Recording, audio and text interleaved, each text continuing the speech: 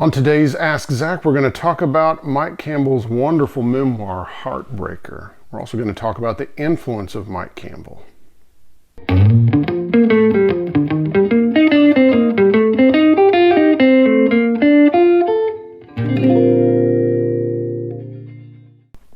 Well, hey guys, welcome to Ask Zach. Today we're going to talk Mike Campbell. We've got his memoir, Heartbreaker, here. We're going to talk about it, and then after that, we're going to talk about his guitar playing and his influences, his influence on us, and maybe some of his influences too, and we're just going to have a good time.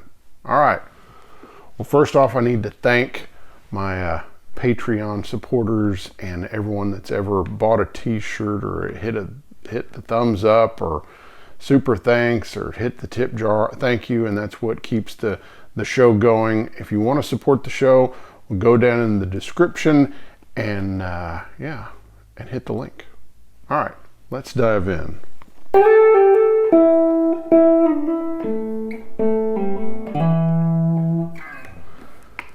Yeah,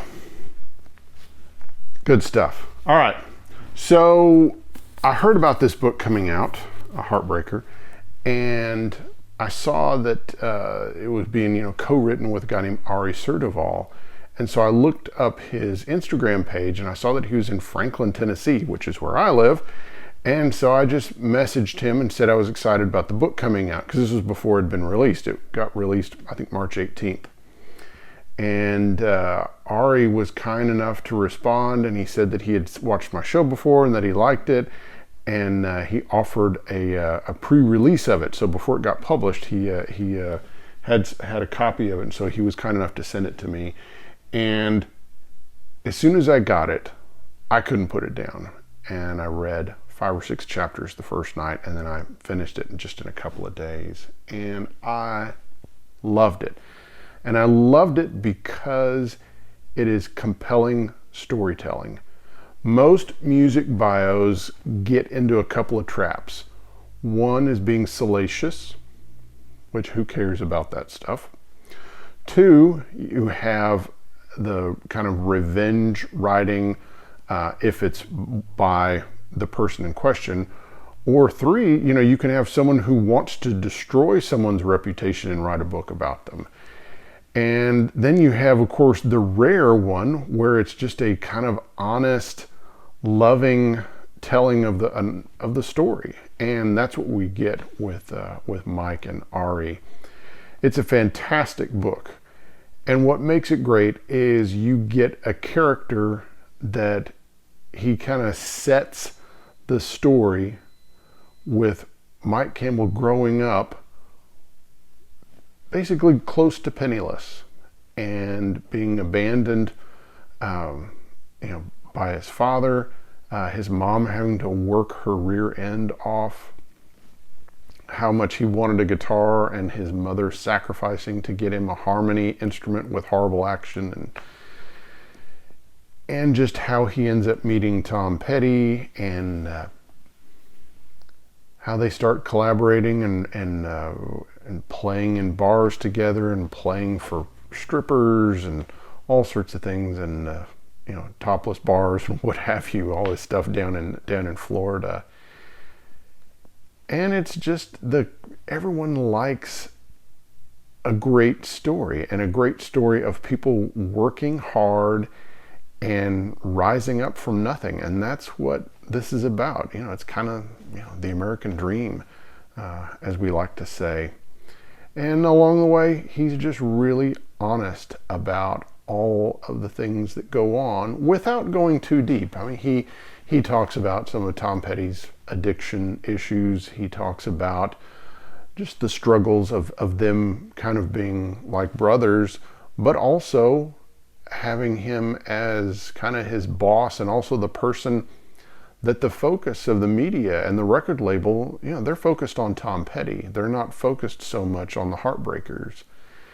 And there's incidents in the book where we talk about how things really get explained to the band about how it's going to be by a manager, and how a bunch of the guys bristle, but Mike goes with it. Mike understands the way it's going to work and how the media is going to be focused on Tom, and how he's going to have to focus on writing, and how he's going to make his money through publishing, and how he's going to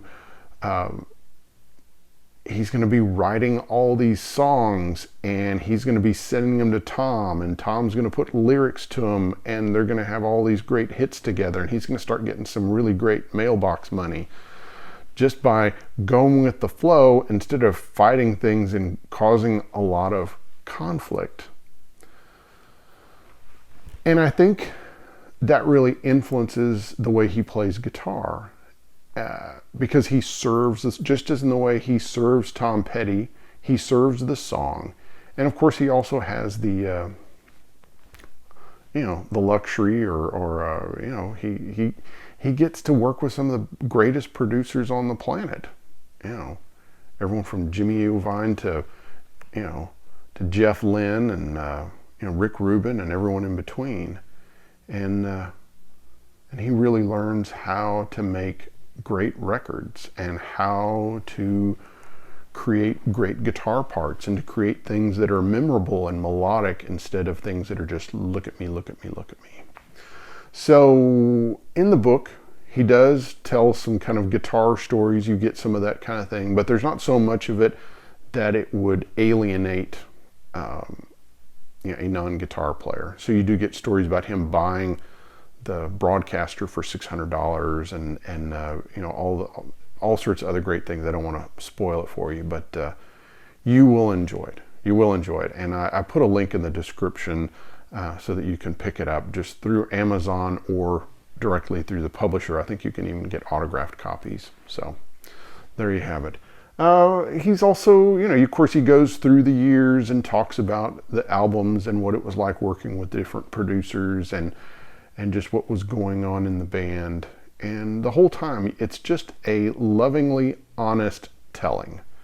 And I really appreciate that because, again, just the pitfalls and how many or just biographies in general that are memoirs that have just been, have really kind of gone in the gutter one way or another. I have to talk about just how I was exposed to Mike, and that was through, I can remember in the 70s hearing things like Sultans of Swing, but also I remember hearing the guitar part to Breakdown, and I remember hearing that, that beautiful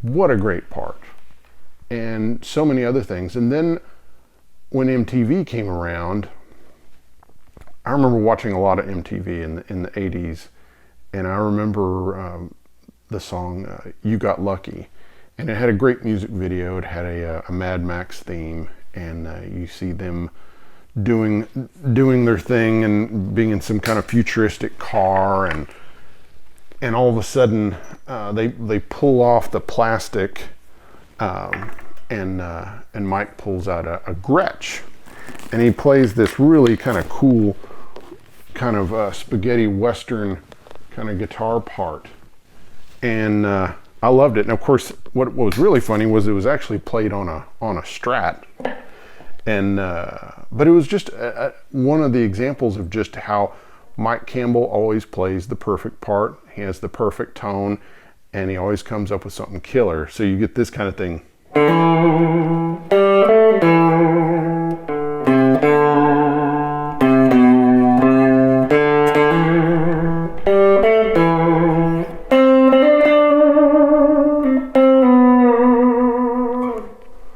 Just killer part. Then you also had things like Don't Come Around Here No More, where you have the crazy video and with Alice in Wonderland, and she turns into cake and they eat the cake Alice, and it's crazy. Think about especially the censors at that time that they let that kind of stuff go. Then where Mike really becomes a big influence on me is when Full Moon Fever came out.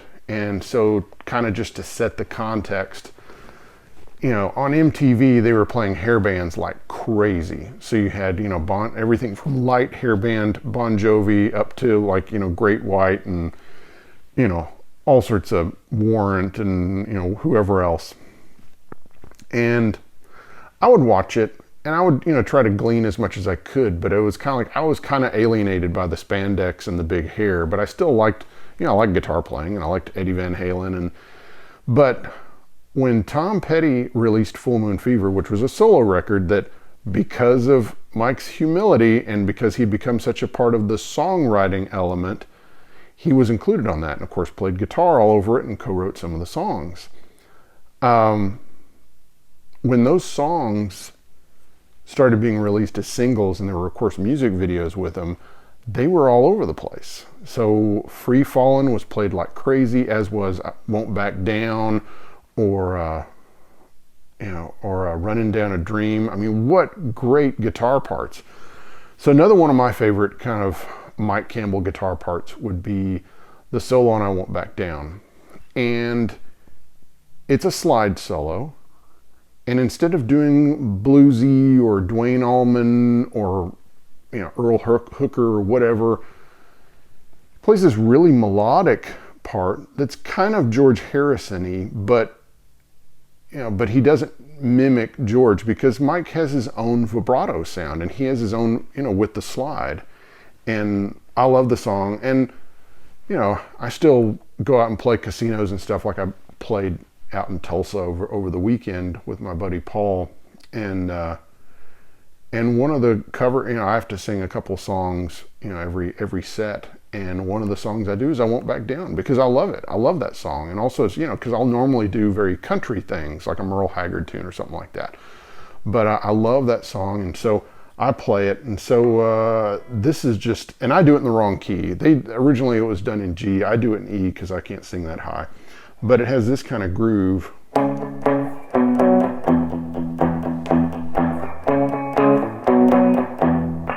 And then the slide comes in.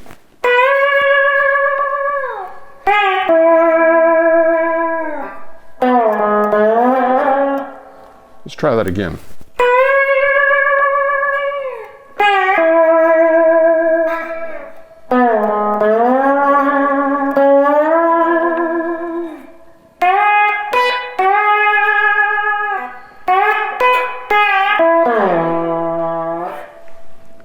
Really great part. I mean, that is stellar. It's melodic, it's smooth, it's beautiful, it's a little mini composition unto itself.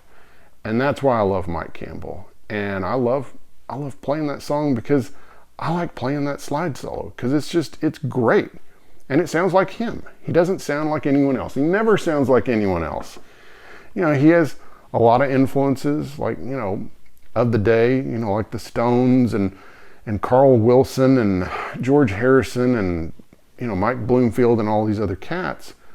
But he always sounds like himself. And it's because he's a songwriter. It's because he's coming up with stuff. Instead of just taking some Mike Bloomfield lick or something like that and putting it on a Tom Petty tune, he's coming up with all these cool melodic parts. And that's the difference between Mike Campbell and so many other guitar players. He's a guitarist, songwriter, arranger, producer. And it comes out in everything he does. And I love, in the book they talk about things like Boys of Summer, which was a song that Mike wrote and he recorded all this. It was like a Lindrum machine and he played all the keyboard parts and everything and played it for Tom. Tom didn't care about it. And then it ends up getting to Don Henley. And, of course they end up having to re-record it in another key and all that. But it's a great story and it's a great part. And he's made timeless music through the years.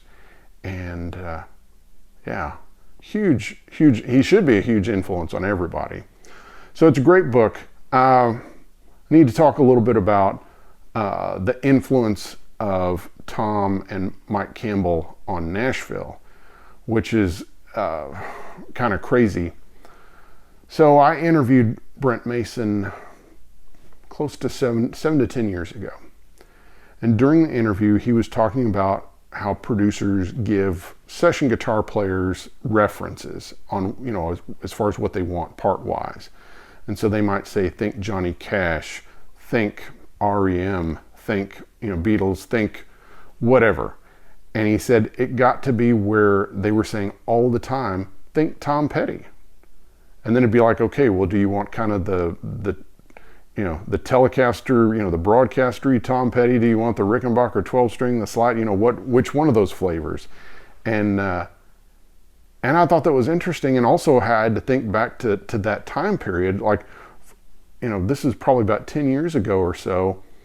There were so many songs coming out of Nashville that sounded like a Tom Petty ripoff. And it's great that they've had a strong influence, but it's sad that Nashville decided just to, kind of rip off Tom Petty and the Heartbreakers. But that's the way music is, and it's always rolling around doing different stuff. So another thing about Mike is I just love his tones, and really, again, his tone is kind of in his head, and then it just kind of comes out through whatever he ends up playing. And he plays a lot of vintage guitars, but he'll play newer stuff too. Of course, he had a Duesenberg signature model. But no matter what, he always sounds like him, and it doesn't matter whether he's playing a Super Beetle, like he did in the 70s, or a Vox AC30 like he did for a while, or, of course, now he tends to use a black panel non-reverb Princeton along with a wide panel Tweed Deluxe. And of course, those two amps kind of complement each other, and in that they have very different tones to them, and and he always gets a great sound. And he uses just a variety of cool guitars, and I like the fact that he kind of has the broadcaster telly thing, or he used a Strat a lot, especially in the 80s, or a Les Paul, P90s, an Ebo, slide, just whatever it was, sitar, always doing cool stuff. I wanted to talk a little bit about the broadcaster that he has, and it's not all original. It's a Frankenstein, but I love it. I love that it is, and it's like at the time when he bought it in the 70s, there were no books out there was no internet, there was nothing, and somebody sold him a broadcaster for $600 at his music store. And it's a mix of 50s parts, and maybe the bridge pickup might be later. The string, the 12th fret spacing is wrong, the decal's in the wrong place, the string tree's in the wrong place, it's got a staggered pole bridge pickup. All those things are wrong for a 1950 or early 51 broadcaster. However, I don't care. That guitar has been played on so many hits that you could take any broadcaster and they could be in mint condition and they wouldn't be worth as much as the one that Mike Campbell has. I think that has to be the coolest broadcaster out there. And Fender guitars are parts guitars. And in the 60s, 70s, and even into the 50s, 60s, 70s, people would swap necks and bodies and all sorts of stuff all the time. Pickups, whatever, to make the guitar they wanted. And at the end of the day, who cares how original some guitar is? If it's not a great instrument, who cares? And Mike Campbell's broadcaster is a fantastic instrument that he's used on all sorts of hits. And, of course, it even made it onto the cover. That's obviously his broadcaster, the one that he wouldn't let him, clean it at all. I mean, that is the most, badass looking broadcaster on the planet. So there you have it. All right. Well, again, you need to go out and you need to order it. Links in the description. You need to get Heartbreaker. You need to read it, and you will just love it. And then you need to listen to, their greatest hits, listen to the albums, listen to Full Moon Fever, listen to it all the way through. Listen to Wildflowers. I mean, there's so many great albums and so many different eras of the band. And then there's all the contributions they did with other people's music, like the Johnny Cash stuff, and who knows what. Oh, there's Carl Perkins stuff they played on too. Such a great band. And of course, Mike's still around. He's got the Dirty Knobs going now, and he's still out there touring. And so go see Mike Campbell live. Go see him play. All right, guys, we'll see you next time. Bye-bye.